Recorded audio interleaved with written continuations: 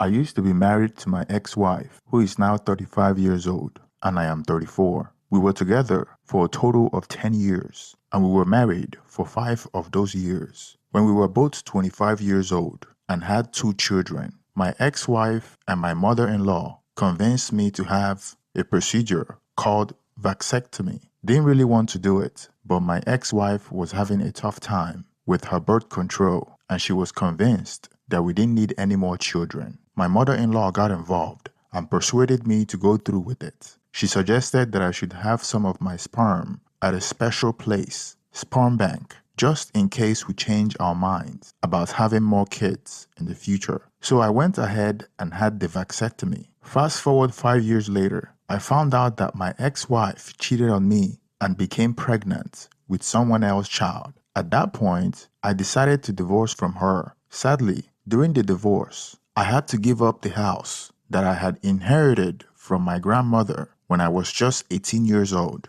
The reason I had to give up the house is important to explain. First, it's essential to note that we didn't have a prenuptial agreement, a legal document that outlines what happens to assets in case of divorce. I didn't actually live in the house until we got married. It became our shared home after we got married. For 2 years during our divorce process, my ex-wife fought to keep the house. It had been both my home and her home for 10 years. During that time, I made many improvements and changes to the house, but I did it all for her, not for myself. I added an extension to the house for her craft room, redid the kitchen twice, updated the living room, and even had a walk-in closet built specifically for her. Because I had spent a significant amount of money on those renovations, she urged that she should have the house since I had made these changes for her benefit. When everything was settled,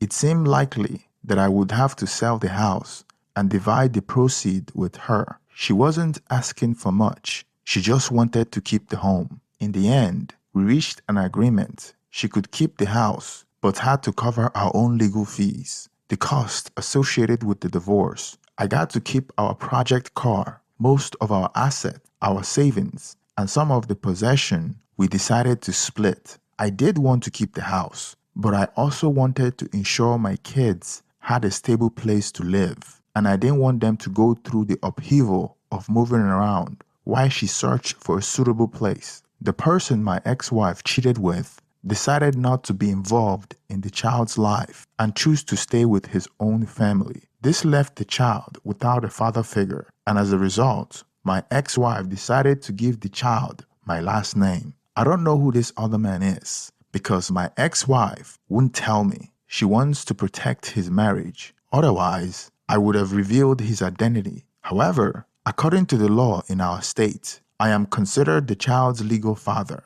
regardless of DNA, because the child was conceived while my ex-wife and I were still married. Even after a DNA test confirmed this, my ex-wife tells everyone that I'm a bad person and insists that the child is mine. She also claimed that I refuse to be part of the child's life. People around me consistently urge me to step up and take care of the child, often telling me to man up. When we went to court to determine custody, I faced a difficult situation. The court told me that I could have custody of all 3 children or I could have no custody at all. After a few years of co-parenting, everything seemed to be going well between my ex-wife and me. Although I was providing extra child care to her, our relationship had improved. I had managed to get my life back on track, and I found happiness with someone new. We are currently engaged and very happy together. However, my ex-wife isn't pleased about my newfound happiness, so she's now trying to change custody arrangement. She keeps saying that I should have her son, along with our children, on the weekends, and insists that I make him a part of my life. My ex-wife went to the extent of making a post on Facebook where she criticized me for not doing anything for our son. She's even telling our other children that I neglect their brother and don't care about him. My fiancé believed I should let go of my reservations and take on the responsibility because it's not fair that he doesn't have a dad while my other kids do. She thinks we can handle it as a family, especially since I'm already paying child support for him. However, I simply said no and have been avoiding discussing this topic. I have been feeling upset, and it seems like nobody is supporting my decision. I have no desire to be involved in the child's life. I thought my fiancée understood my perspective, but it turns out she doesn't. She believes I'm in the wrong, and I am harboring bitterness about the situation. She insists I should give it a chance. Am I wrong for not wanting to be part of my ex-wife's affairs child's life? I will be more than willing to be a positive father figure to my ex-wife's son. All I am asking is for her to take action against the biological father for financial support, remove my name from the birth certificate, and stop telling people that I am the father. It's not an irresponsible request. I am asking her to acknowledge her mistakes so that we can move forward. I may have been upset about losing my house, but currently, the house is providing a roof over the head of my son and daughter. I am not angry about that anymore. Regarding my fiancée, she hadn't done anything wrong. I got upset on my own, listening to her reasoning. She's a loving and caring woman with a big heart, and she sees that two people are hurting in this situation. I am grateful for all the responses I received, and I am going to focus on moving forward with my life. Hopefully, in the future, I'll be able to afford an attorney who can help resolve this situation, or my ex-wife will step up and do the right thing. To those who understand how I feel, I appreciate your support. I just hope that no one else has to go through what I have been experiencing for the past 4 to 5 years of my life. Honestly, I am not the type of person who likes confrontation. After all, she's still the mother of my children. I thought that if I allow her to vent and express her feelings as much as she needed to, eventually people will stop paying attention to it. My friends do make jokes about how she took away both my manhood and the house during the divorce. But here's the issue. Everything was going well before I got engaged. I was taking care of our children and supporting her child. Our co-parenting arrangement was smooth and peaceful. It wasn't until I finally moved on and got engaged that she started having a problem with the situation. No, the cost of hiring a lawyer won't be more than what I will end up paying in child support over 18 years. But my finances are tight. I would definitely consider sitting down with a legal professional. But right now, I can't afford it. The situation is a result of state law, which allows this to happen. I know the baby wasn't mine. She knew it. And even the judge and lawyers were aware of it. However, the law clearly states that if a child is conceived during a marriage, the husband is legally considered the father. So in order for me to change this, both my ex-wife and the biological father would have to agree, or I have to spend thousands on lawyers to handle it for me. Everything was honestly fine until my ex-wife learned I was getting married. Many of the people I know, including some men and women, understand my situation. However, my ex-wife's close circle of friends and family believe her side of the story. This has been the expectation under common law for centuries, and multiple states have similar laws. I won't specify which states I am in, but unless I have thousands of dollars to give to a lawyer, I can't change this legal situation. I do genuinely feel sorry for her son. I don't exclude him from anything. I even bring him a few gifts on Christmas every year, and when I take my kids to the movies, I make sure he comes along too. My point is that I believed she should focus her effort on encouraging the biological father to be a father to their child instead of relying on me. In real life,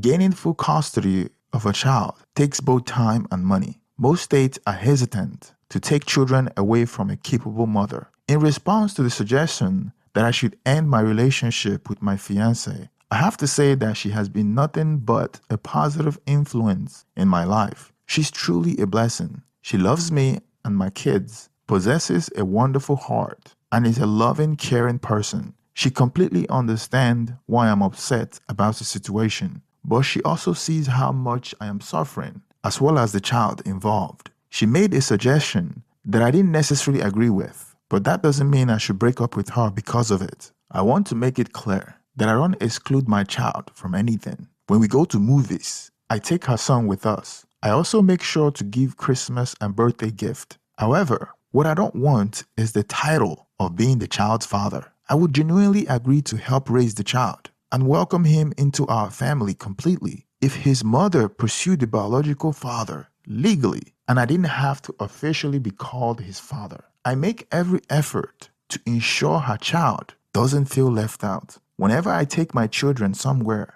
I take him along as well. The truth is, I can't legally remove myself from the birth certificate without hiring a lawyer and paying a significant amount of money for the process. It would be easier if she cooperates, but she's unwilling because she wants me to have the father role in her child's life. Unfortunately, the biological father doesn't want to take on that responsibility. In my state, the only way to challenge the situation legally is to hire a lawyer, pay a substantial amount of money, and even then, it might not be overturned. Both the biological father and mother would have to contest it, but the guy refuses to acknowledge that he even has a child. To be honest, I'll be open to co-parenting the child if my ex-wife would stop lying about the situation, take responsibility for her actions, and stop trying to force the role of father on me. Currently, I don't exclude the child. I just don't want to be officially recognized as the child's father. If she pursues the biological father for support, remove me from the birth certificate, and change the child's last name, I would definitely be more willing to be involved in the child's life. It's harassment that make me reluctant to do more. Right now, she wants me to be the father of all 3 children. It feels like having given her the house from the divorce, having had a vasectomy, and paying child support for her son isn't enough. I do wish I could get the house back, but that's in the past. Currently, if she agreed to remove my support obligations and pursue the biological father, I would gladly be the best sibling dad for her son. That's the end of the post. Let me give my reaction to the story. You seem like a nice person who is trying to do the right thing. It's unfortunate that the boy doesn't have a dad, but it shouldn't be your responsibility. You mentioned that your ex didn't want to tell you the biological father to protect his marriage, which is a double betrayal to you and her own son. She chose her affair partner over you and denying her son the right to know his biological father. A truly devious woman. She's also making your life difficult, even after you're paying child support for a child that is not yours, all because you found happiness with your new fiancé and leaving her. That is why you don't negotiate with a terrorist in the first place. They will always want more because she smells weakness and sees that you're willing to supplicate to her. She wouldn't go back to the biological father because he is an a-hole. When you make things easier, people will take advantage of that, which is exactly what she's doing. To make matters worse, your new fiancé supports your ex-wife. All I can say is you have an interesting taste in relationships. I am not here to tell you how to handle your relationship with the boy, as you have already made your decision. However, it seems like you might be a person who is easily influenced and doesn't assert themselves,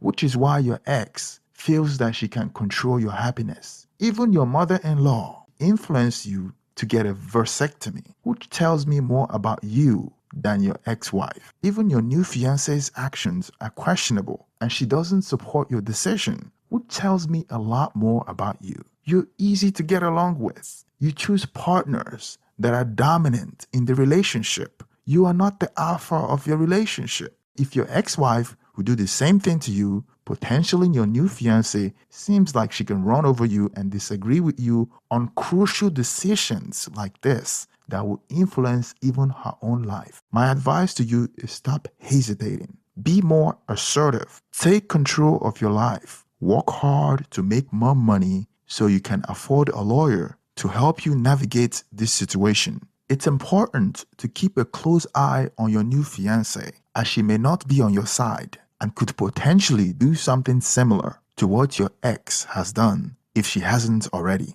You should be very cautious about who you marry because once you're legally recognized as the father, the law can be challenging. Family law in this country is gynocentric, so it may not be wise to consider marriage again, especially after what your ex has put you through. Your ex-wife appears to be using the legal system to control you, as marriage often means surrendering certain rights and freedom, and sometimes, like in your case, even if she has an affair and have a child, which is a product of her affair, you could still be legally considered the father in many states. Unfortunately, men often have limited option to change this situation unless the biological father contests for parental rights. This is unfair to men. Even though we are in the 21st century, sometimes in the court system, it seemed like we're intentionally stuck with an outdated law to benefit one gender over the other. Here is a quote directly from a legal article to illustrate this point, and I quote, "In approximately 21 states and the Northern Mariana Islands, a man may be presumed to be the father of a child in any of the following circumstances." And I will mention one which pertains to our topic for the day.